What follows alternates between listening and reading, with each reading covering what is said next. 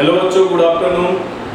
हम देख रहे थे पिछले क्लास में इलेक्ट्रिक डायपोल को, तो उससे रिलेटेड एक दो क्वेश्चन सॉल्व करके देखते हैं।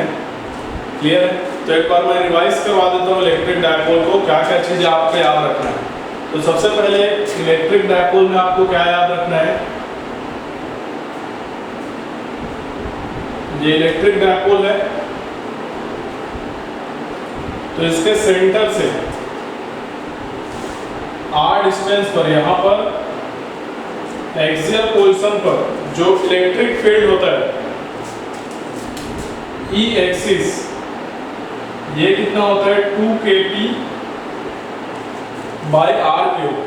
यहाँ पर P का डायरेक्शन क्या है, ये P का डायरेक्शन है, ये है ना, और इलेक्ट्रिक फील्ड भी यहाँ पर इसी डायरेक्शन में होता है।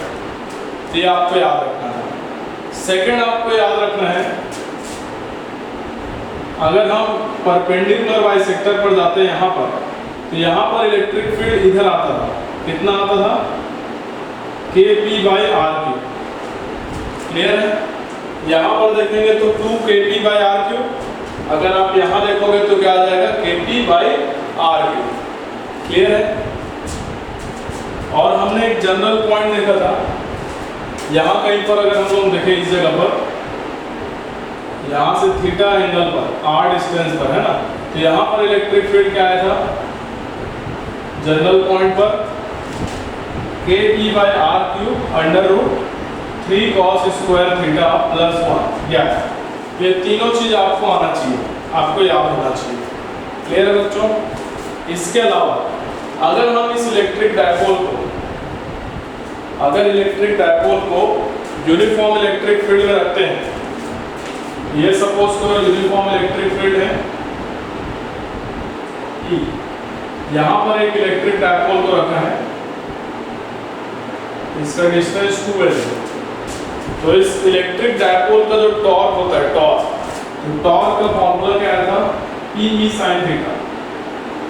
यहाँ से इलेक्ट्रिक फील्ड से सपोज करो थीटा एंगल पर है, तो टॉर्क का फॉर्मूला क्या था PE sin थीटा, या फिर टॉर्क वेक्टर बराबर क्या लिखे थे P vector cross E vector, cross product करते हैं, है ना।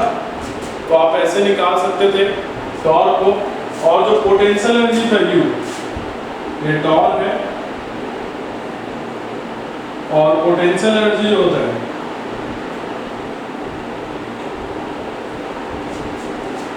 पोटेंशियल एनर्जी का फॉर्मूला आप याद रखना माइनस PE cos थीटा, या फिर minus P vector dot E vector.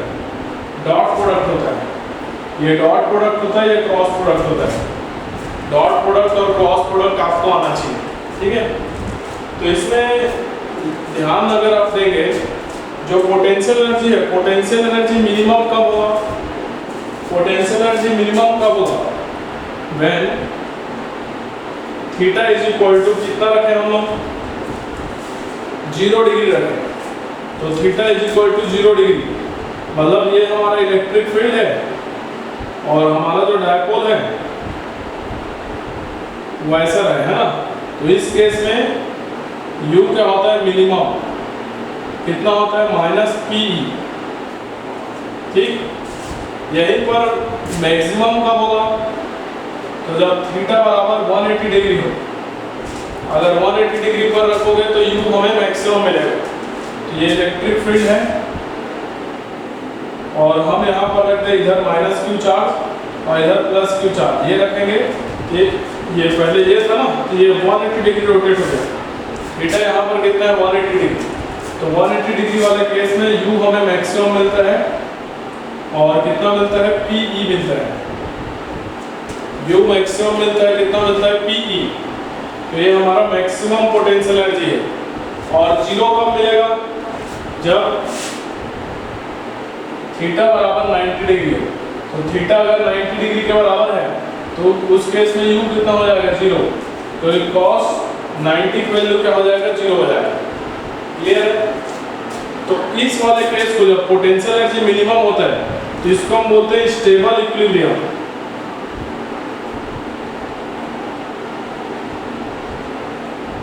और जब थीटा 180 डिग्री हो पोटेंशियल एनर्जी मैक्सिमम जब होता है उसको बोलते हैं अनस्टेबल इक्विलिब्रियम। क्या कहते हैं, अनस्टेबल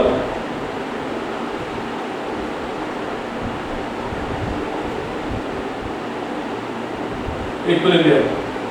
तो आप याद रखना, स्टेबल इक्विलिब्रियम में थीटा 0 डिग्री और अनस्टेबल इक्विलिब्रियम में थीटा 180 डिग्री होता है। इसको आप याद रखेंगे। क्लियर है?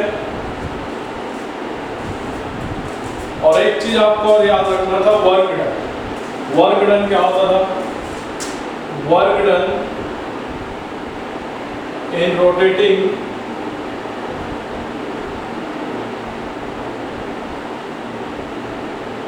From θ1 to θ2।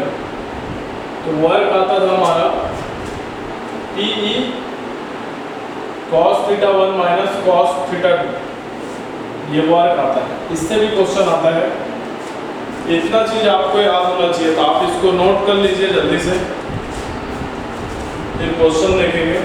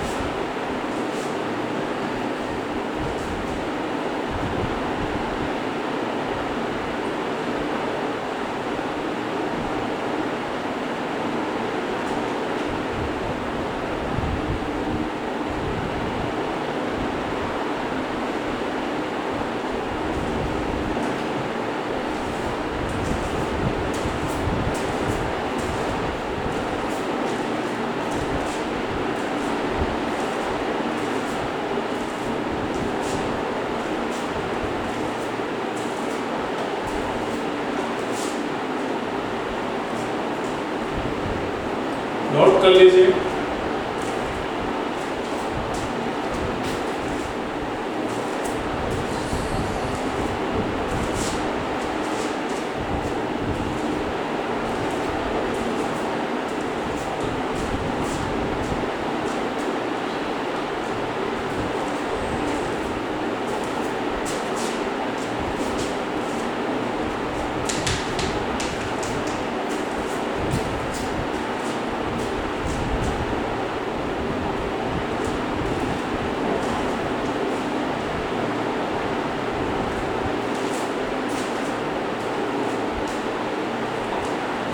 ठीक है, क्वेश्चन करते हैं हम। पहले note,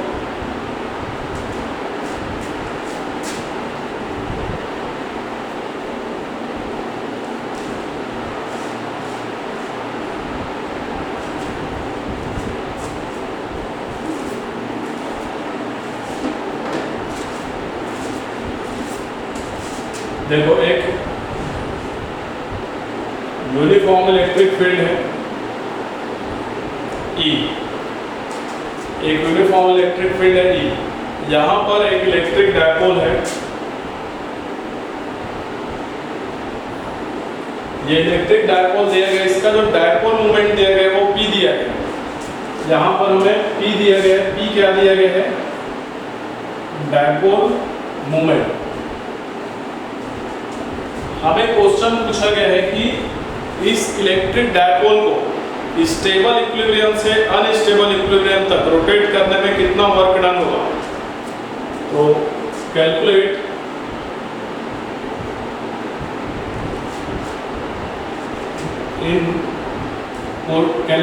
work done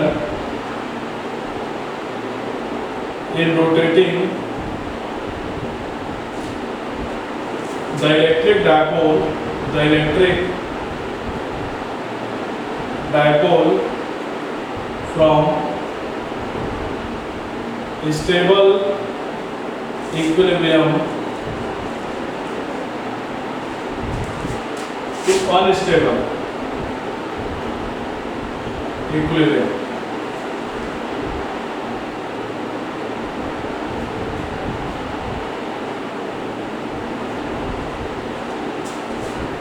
stable equilibrium से अनस्टेबल इक्विलिब्रियम तक रोटेट करने में कितना वर्क डन होगा, ये आपको कैलकुलेट करना है।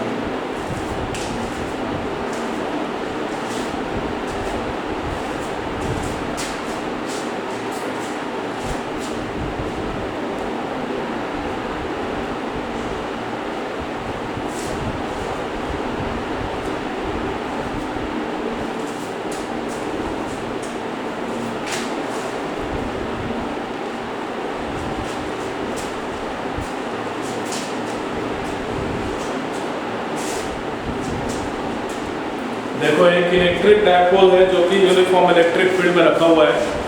उस इलेक्ट्रिक डायपोल को स्टेबल इक्विलिब्रियम से अनस्टेबल इक्विलिब्रियम में रोटेट करने में कितना वर्क डन होगा ये आपको बताना है। बहुत इजी सा क्वेश्चन है। अगर आपको फॉर्मूला पता है वर्क का तब, तो वर्क का फॉर्मूला क्या है?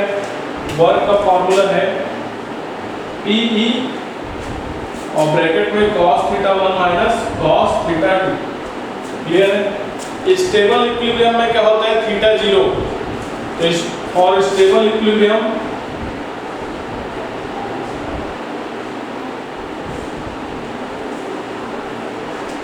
θ1 जो हो जाएगा 0 डिग्री हो जाएगा।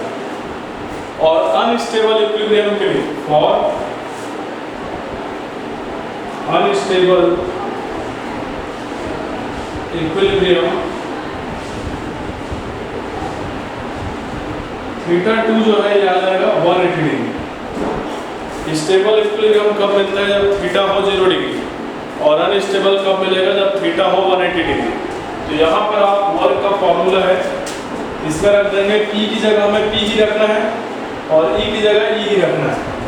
तो ये कितना मिलेगा? W = PE in bracket cos 0 degree minus cos 180 degree.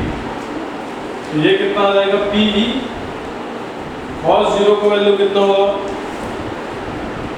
1। कितना होता है? 1। cos 0 का वैल्यू होता है 1 माइनस cos 180 डिग्री का वैल्यू कितना होता है? -1।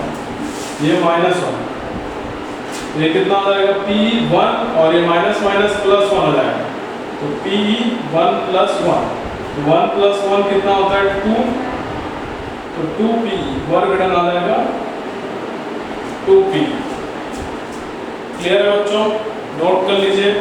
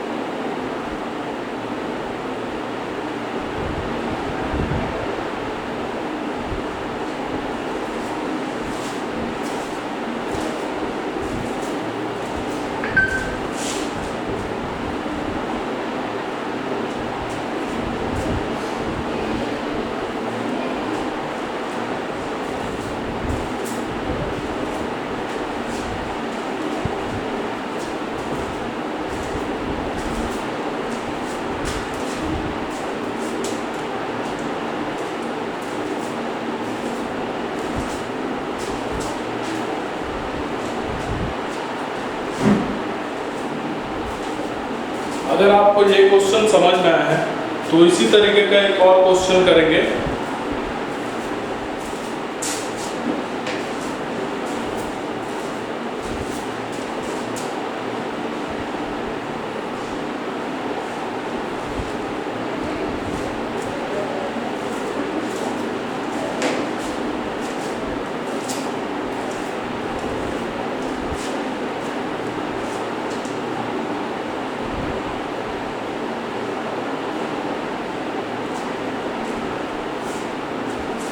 Question है to rotate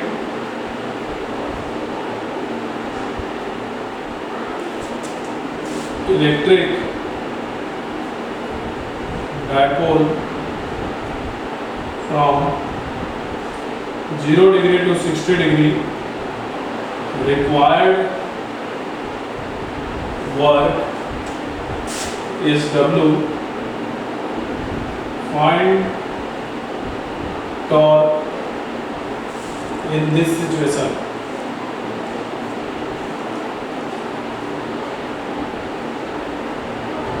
हमें ये सब नहीं बोला है, P वगैरह कुछ नहीं बोला है। हमें क्या बोला गया है? एक इलेक्ट्रिक फील्ड है। एक इलेक्ट्रिक फील्ड में हमें एक इलेक्ट्रिक डायपोल रखा है, उसको 0 डिग्री से 60 डिग्री तक रोटेट करने में जो वर्क है वो है W। तो जब 60 डिग्री तक रोटेट किया तो उस सिचुएशन में टॉर्क कितना होगा ये हमें बताना है। क्या उस सिचुएशन में इसको बनाए रखने के लिए कितना टॉर्क का जरूरत पड़ेगा ये आपको कैलकुलेट करना है।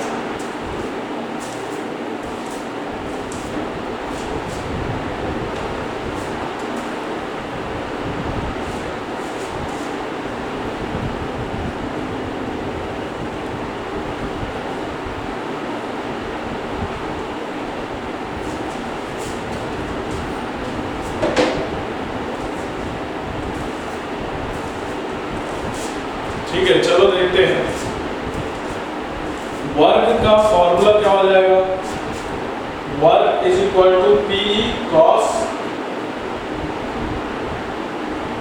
थीटा 1 माइनस कॉस थीटा 2, ठीक है।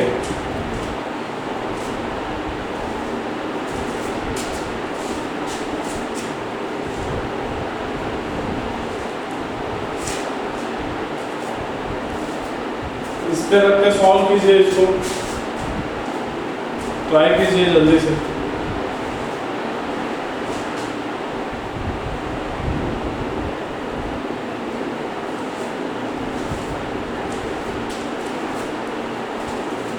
थीटा 1 हमें क्या दे है 0 और थीटा 2 60।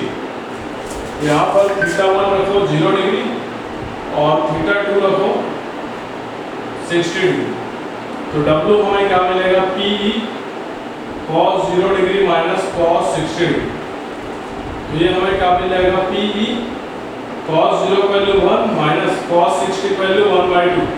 1 माइनस 1/2 कितना होता है 1/2, तो PE/2 हो जाएगा 1। W की जगह हम क्या लिख सकते हैं, PE/2 लिख सकते हैं, PE/2 की जगह W लिख सकते हैं, ठीक है। तो ये हमें क्या मिल गया, W का वैल्यू मिल गया। अब निकालना है टॉर्क। तो टॉर्क का फॉर्मूला क्या है, PE sin थीटा। तो टॉर्क इज इक्वल टू क्या होता है, PE sin थीटा। तो PE sin थीटा की जगह क्या लिखेंगे 60 डिग्री। sin 60 की वैल्यू √3/2 होता है ना, तो PE √3/2, 2 को यहाँ लिख लो, याद है। PE/2 की जगह क्या लिख सकते हैं W। तो हमारा टॉर्क क्या मिल जाएगा, W√3 या √3W।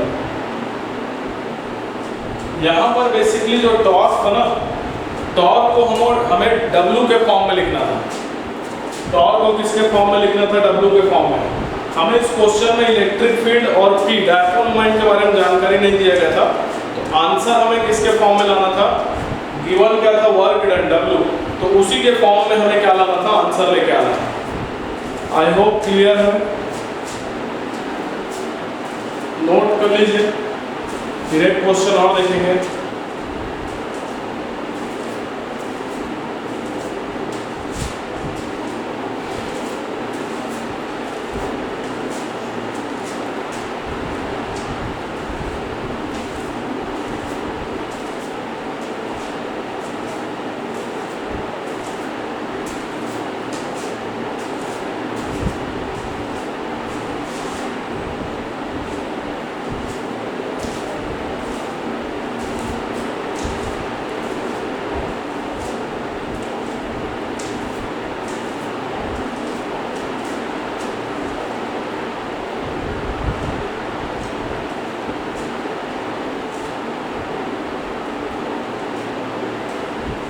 चलिए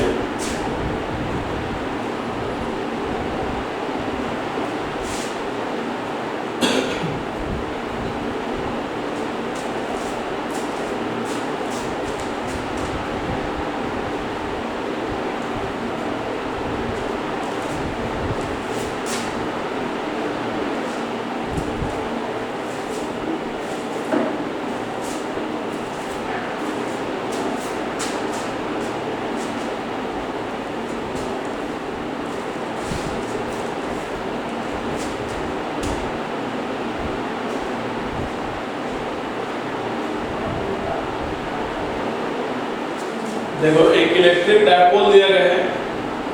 अब इस इलेक्ट्रिक डायपोल का इसके सेंटर से x डिस्टेंस पर, यहाँ पर एक्सिस पर, यहाँ पर जो इलेक्ट्रिक फील्ड है और इसके कारण यहाँ पर जो इलेक्ट्रिक फील्ड है y डिस्टेंस पर, ये दोनों इलेक्ट्रिक फील्ड सेम है, ठीक है।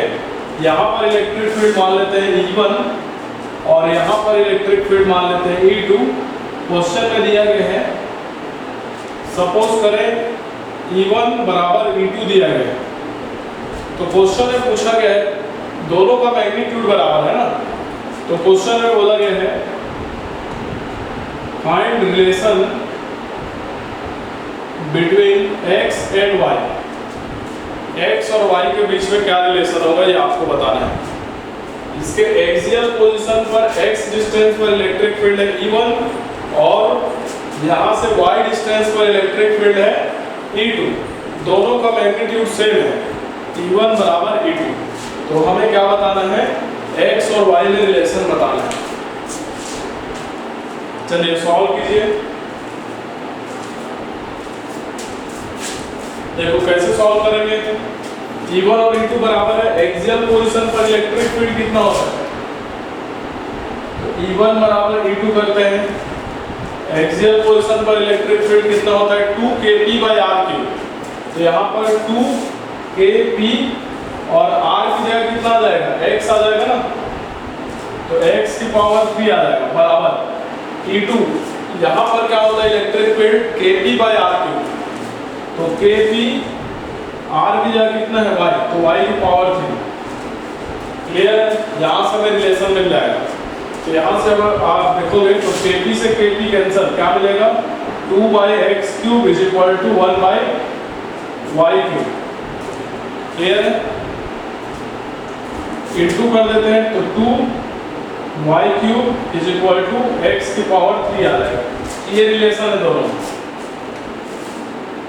इसको आप चाहो तो और क्या ले लो, 1/3 ले लो दोनों साइड, तो ये कितना आ जाएगा, 2 की पावर 1/3 और ये पावर कैंसिल हो जाएगा, y = x। ये लिख सकते हैं। क्लियर, नोट कर लीजिए इसको।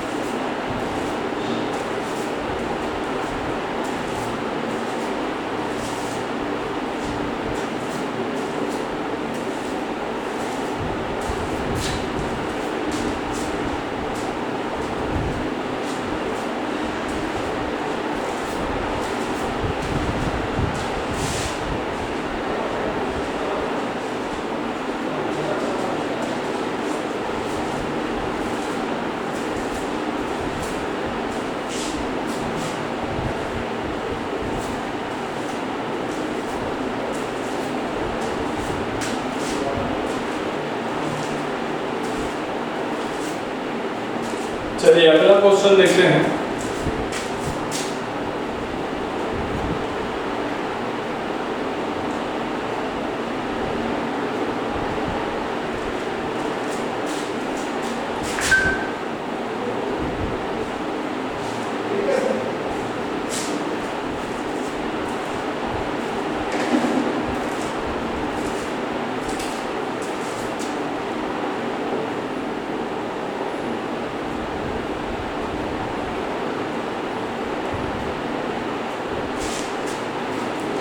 देखो एक इलेक्ट्रिक डायपोल है ना, इस इलेक्ट्रिक डायपोल के कारण यहाँ पर एक पॉइंट है ए।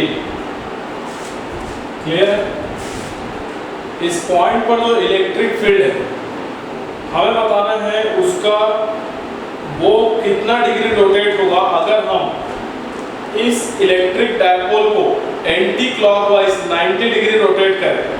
तो इसको क्या करना है, इसको एंटी क्लॉकवाइज 90 डिग्री रोटेट करना है।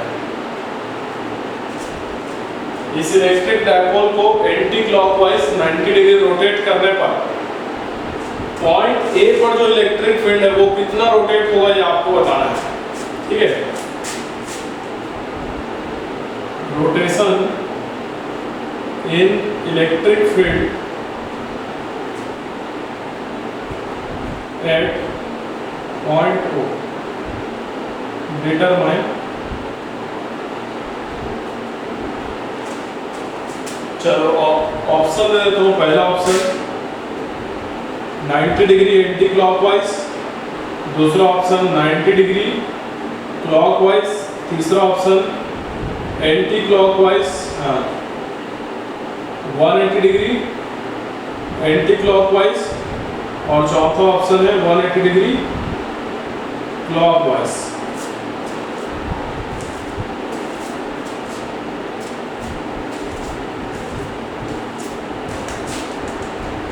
चलिए बनाइए इसको।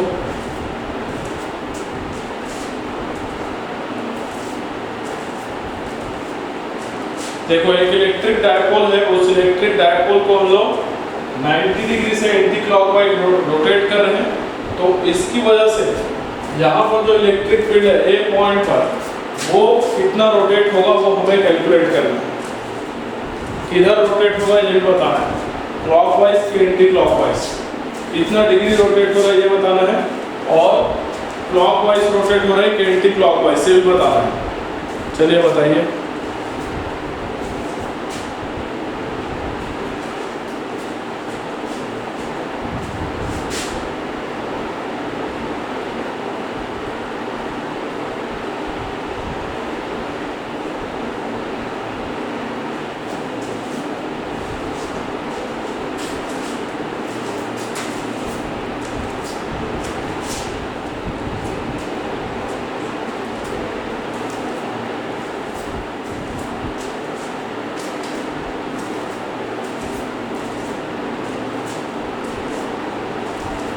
देखो तो अभी इस सिचुएशन में इलेक्ट्रिक फील्ड का डायरेक्शन किधर होगा? तो इस सिचुएशन में हम जानते हैं माइनस चार्ज से प्लस चार्ज की ओर होता है, ये इलेक्ट्रिक फील्ड का डायरेक्शन है। क्लियर? अब हम क्या कर रहे हैं, इसको एंटी क्लॉकवाइज 90 डिग्री रोटेट कर रहे हैं। तो एंटी क्लॉकवाइज 90 डिग्री रोटेट करने पर ये कैसे हो जाएगा, माइनस क्यू चार्ज यहाँ पहुंच जाएगा और प्लस क्यू चार्ज यहाँ पहुंच जाएगा। समझ में आ रहा है? पॉइंट ए यहीं पर रहेगा, पॉइंट ए वहीं पर रहेगा। अब देखो ये इलेक्ट्रिक डायपोल ऐसे हो गया ना, अब इस पॉइंट ए पर इलेक्ट्रिक फील्ड का डायरेक्शन किधर होगा? तो हम जानते हैं ये इसके इक्वेटोरियल लाइन पर आ गया, परपेंडिकुलर बाइसेक्टर पर आ गया। तो यहाँ पर इलेक्ट्रिक फील्ड का डायरेक्शन किधर होता है, प्लस से माइनस की तरफ होता है ना। तो यहाँ पर इलेक्ट्रिक फील्ड किधर चले जाएगा, नीचे चले जाएगा। इसको E1 मान लो, इस सिचुएशन में E2 मान लो। क्लियर है? तो देखो इलेक्ट्रिक फील्ड कितना रोटेट हुआ है,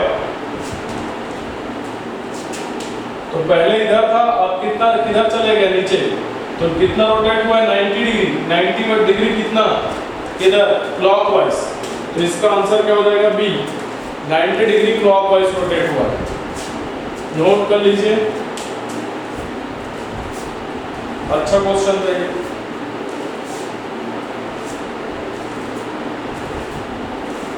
जल्दी नोट कीजिए।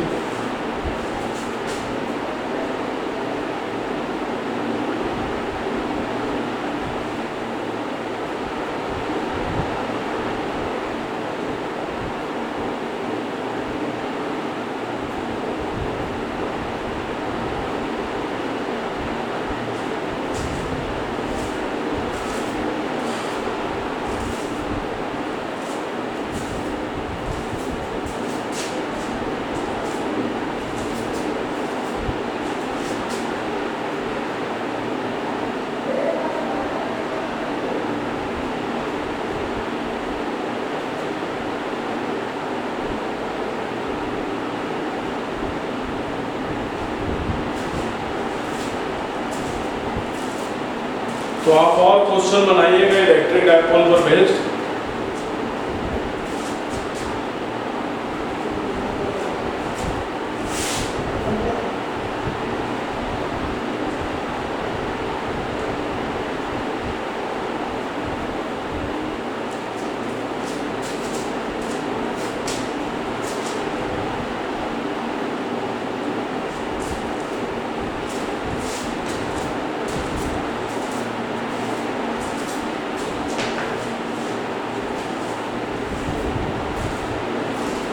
अब हमारा अगला टॉपिक है इलेक्ट्रिक फ्लक्स।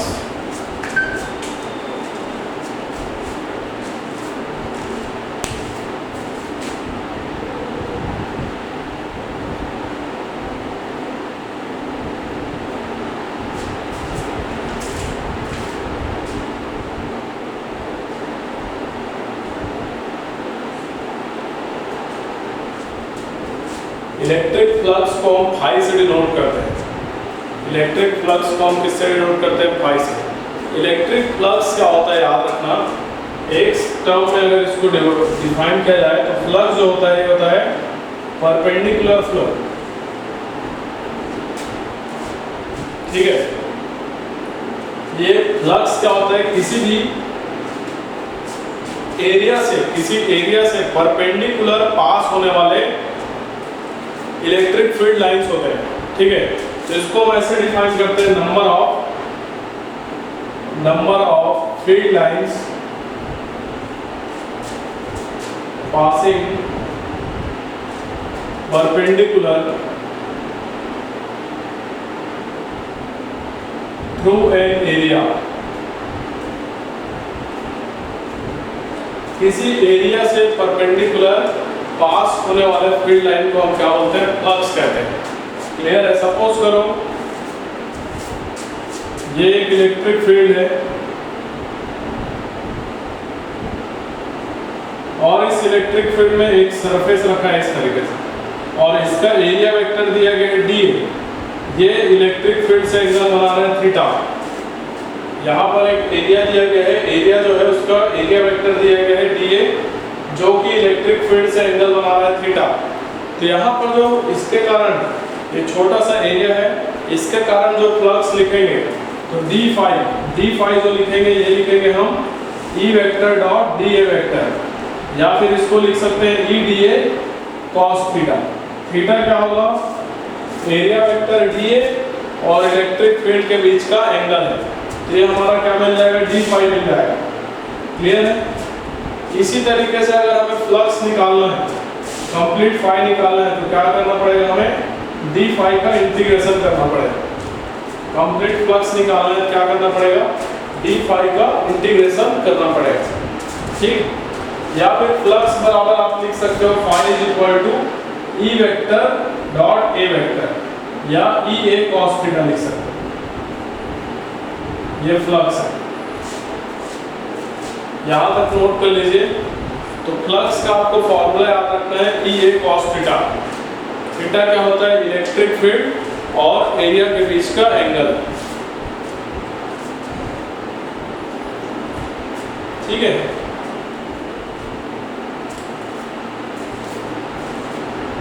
नोट कीजिए।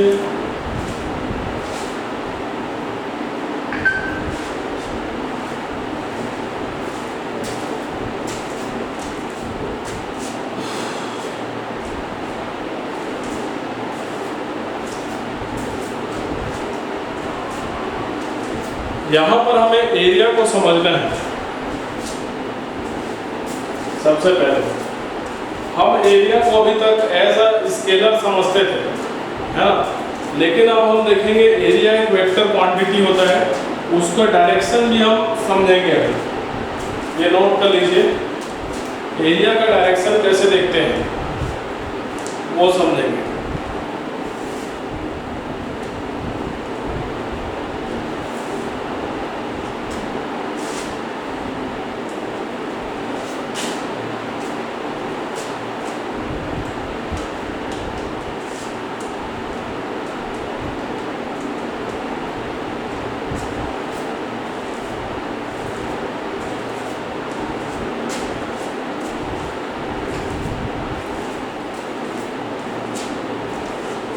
क्लियर है बच्चों, नोट कर लो जल्दी से, बहुत इंपॉर्टेंट टॉपिक है फ्लक्स हमारा।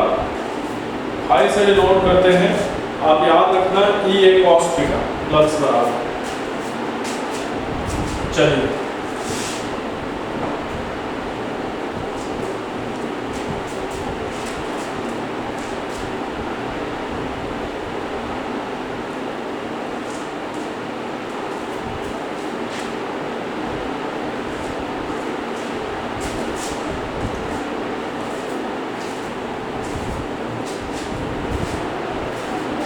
देखिए, तो एरिया को समझते हैं, एरिया वेक्टर को। अगर सपोज करो एक स्क्वायर है, ये एक्स जेड प्लेन पे रखा है, सपोज ये एक्स है, ये वाई है, यहाँ पर एक स्क्वायर रखा गया है ना, और इसके परपेंडिकुलर कौन सा डायरेक्शन होगा, जेड डायरेक्शन। उसको यहाँ पर दिखा रहे हैं ऐसे, बेसिकली जेड डायरेक्शन किधर होता है, बाहर होता है एक्स वाई प्लेन, ठीक। इसका साइड है ए, तो एरिया बराबर क्या लिखोगे आप, एरिया बराबर साइड का स्क्वायर होता है ए स्क्वायर, समझ में आ रहा है, साइड का स्क्वायर होता है ना स्क्वायर के लिए, तो ए का स्क्वायर हो जाएगा एरिया, एरिया वेक्टर बताना है तो इसका डायरेक्शन भी बताना पड़ेगा। तो डायरेक्शन क्या होता है समझिए आप, ये जो सरफेस है ना, इस सरफेस के परपेंडिकुलर जो डायरेक्शन होगा वो हमें क्या बताएगा, इसका एरिया बताएगा। तो इसके परपेंडिकुलर ये सरफेस है इस प्लेन में, इसके परपेंडिकुलर कौन सा डायरेक्शन है, ये जेड डायरेक्शन है ना। कौन सा डायरेक्शन है इसके परपेंडिकुलर, जेड डायरेक्शन है। तो जेड डायरेक्शन इसका डायरेक्शन हो जाएगा। तो इसके परपेंडिकुलर ये प्लस जेड भी है और माइनस जेड भी है, दोनों है, प्लस जेड भी और माइनस जेड भी है। तो एरिया वेक्टर क्या लिखेंगे हम लोग यहाँ पर, इसका डायरेक्शन क्या आ जाएगा, के कैप। जेड डायरेक्शन के लिए हम लोग के कैप यूज करते हैं, या फिर चाहो तो आप लिख सकते हो a स्क्वायर माइनस के कैप भी लिख सकते हो, दोनों डायरेक्शन बता सकते हो, ठीक है। तो ये एक 2D फिगर था, क्या था ये 2D फिगर। 2D के लिए आप इस तरीके से निकालेंगे, तो 2D के लिए दोनों डायरेक्शन आप बता सकते हो। जैसे यहाँ पर प्लस जेड डायरेक्शन भी होगा और माइनस जेड डायरेक्शन भी होगा इसका। क्लियर है बच्चों यहाँ तक। अब जैसे कि देखो एक और एग्जांपल देखते हैं। मान लो इस तरीके से एक सर्कल है और ये हमें दिया गया है YZ प्लेन पर, ये YZ प्लेन पर रखा है, इसका रेडियस मान लेते हैं r।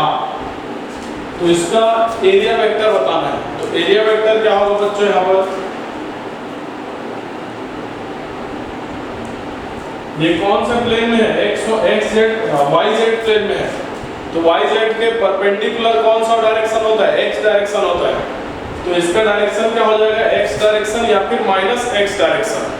तो यहाँ पर आप क्या लिखोगे, इसका एरिया पाई आर स्क्वायर और डायरेक्शन i कैप।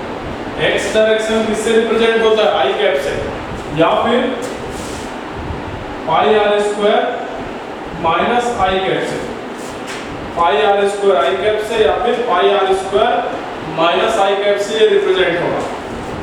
नोट कर लीजिए। तो ये 2D फिगर के लिए है। इसके बाद हम समझेंगे 3D फिगर के लिए, इतना नोट कीजिए।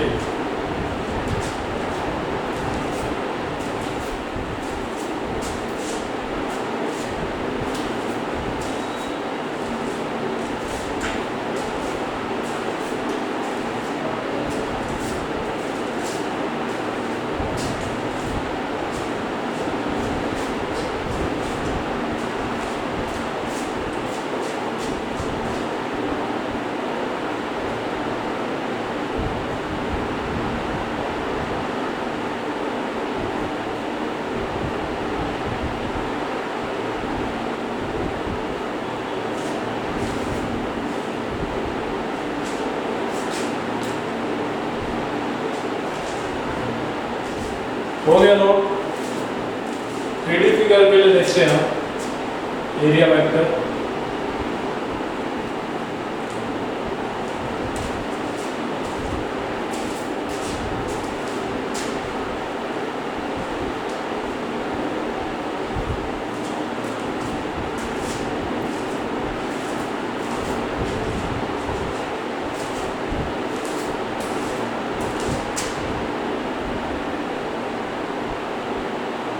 जैसे सपोज करो एक क्यूब है,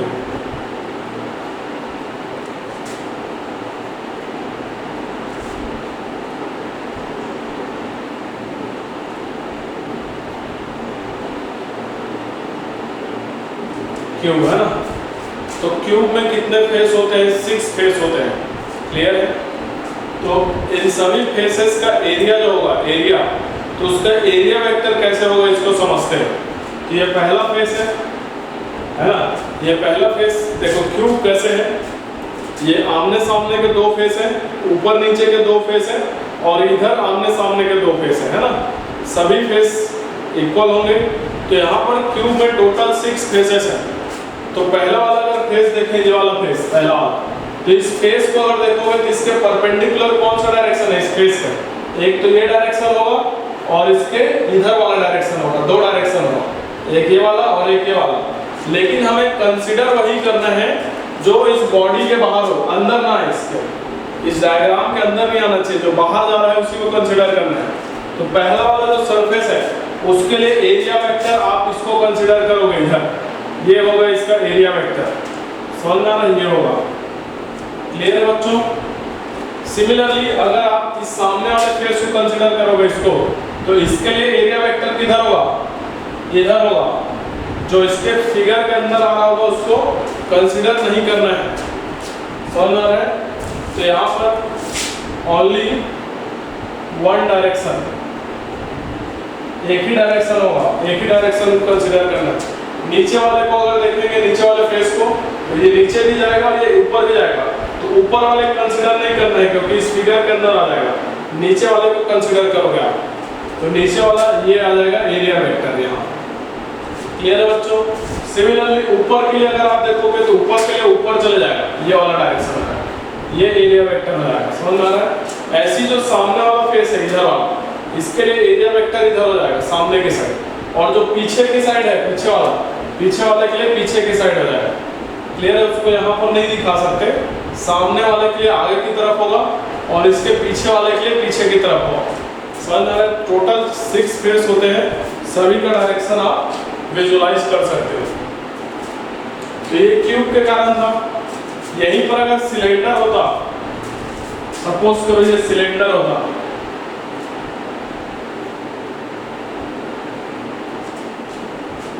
तो सिलेंडर का देखो कितना फेस होता है।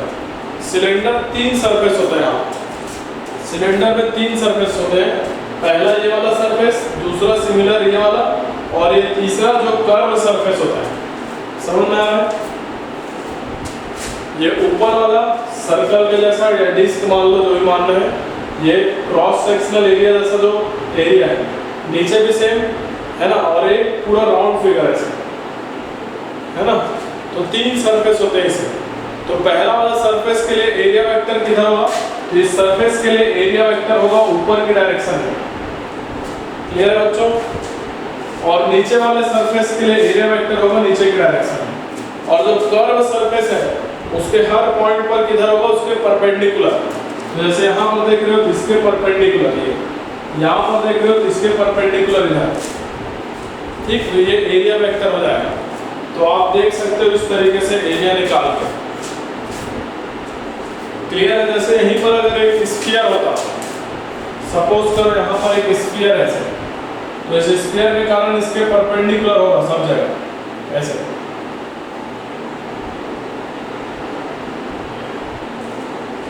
ये एरिया वेक्टर है। क्लियर है बच्चों?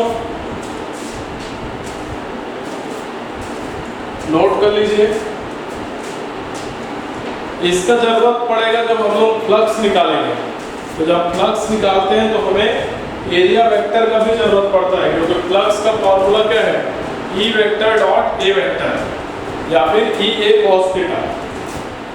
इलेक्ट्रिक फील्ड और एरिया वेक्टर दोनों का डॉट प्रोडक्ट होता है जो हमारा फ्लक्स होता है।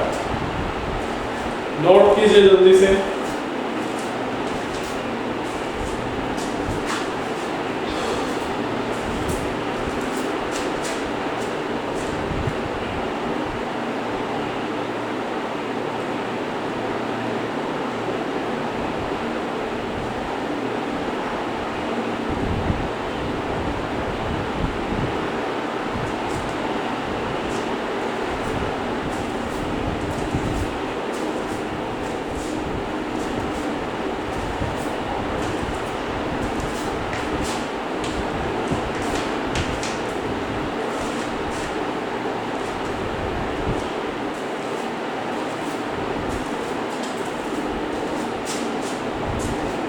चलिए मिटा देता हूं मैं।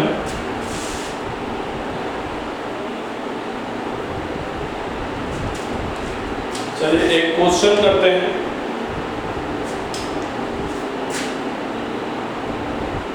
इलेक्ट्रिक फील्ड हमें दिया गया है 4i cap plus 5j cap, है ना, और एरिया वेक्टर दिया गया है 10 मीटर स्क्वायर j कैप। तो हमें फाइंड आउट करना है find flux through area.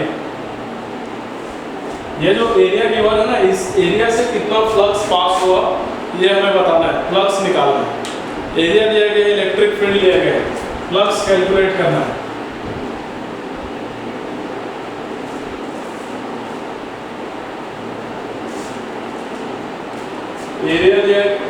Field दिया गया है और एरिया वेक्टर दिया गया है। तो हमें क्या निकालना है, फ्लक्स निकालना है। तो हम लोग जानते हैं फ्लक्स इज इक्वल टू क्या होता है, फ्लक्स इज इक्वल टू होता है ई वेक्टर डॉट ए वेक्टर, है ना। तो ई वेक्टर की जगह कितना दिया गया है 4i cap plus 5j cap और एरिया वेक्टर कितना दिया गया है 10j कैप। तो इसका डॉट करेंगे 10j कैप। क्लियर है। तो डॉट प्रोडक्ट आपको आता ही होगा बच्चों, है ना। डॉट प्रोडक्ट कैसे करते हैं, आई वाले का आई वाले के साथ, जे का जे के साथ। तो यहाँ पर सेकेंड वाले, यहाँ पर जो वेक्टर है उसमें आई वाला टर्म नहीं है, तो आई वाले का डॉट प्रोडक्ट क्या हो जाएगा 0 और जे वाले का क्या हो जाएगा, यहाँ पर 5 है और यहाँ 10 है, तो कितना आ जाएगा 50। ये 5 बराबर आ जाएगा 50। नोट कर लीजिए।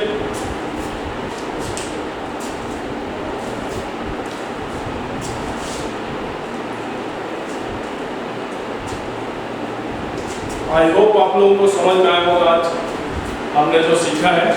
अगले लेक्चर में हम लोग इसी पर फ्लक्स पर और बात करेंगे और गॉस लॉ पर डिस्कशन करेंगे अगले क्लास में। तो आप यहाँ तक अपना स्टडी करके आइएगा। Thank you so much. आज का लेक्चर यहीं तक करते हैं। Thank you.